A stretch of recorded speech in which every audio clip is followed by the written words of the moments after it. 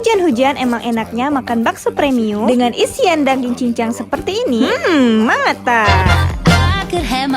Halo teman-teman, hari ini aku mau cobain mie sop Rahma bakso yang harganya mulai dari 10 ribuan aja. Nah, ini dia alasan kenapa pencinta bakso pada datang ke sini semua, karena tetelannya tuh mantap. Gak usah lama-lama ya, nanti ngiler langsung aja aku pesen mie sop bakso tenis plus ayam suwir. Nah, ini dia pesanan aku sudah sampai, mie sop suwir bakso tenis ya teman-teman. Mie sop ayam suwir. Aku suka kuah sopnya tanpa ditaruh bumbu tambahan seperti kecap, saus, dan cabai. Ini tuh udah enak banget. Dan untuk bakso tenisnya itu ada isian daging cincang seperti ini. Jadi teman-teman, bakso premium ini selain menjual mie bakso di depan rumah seperti ini, mereka sejak lama sudah menjual bakso kiloan. Mulai dari bakso kecil, bakso sedang, bakso besar, bakso tahu pun ada. Jadi teman-teman tunggu apa lagi? Langsung aja order di TikTok atau di Instagram.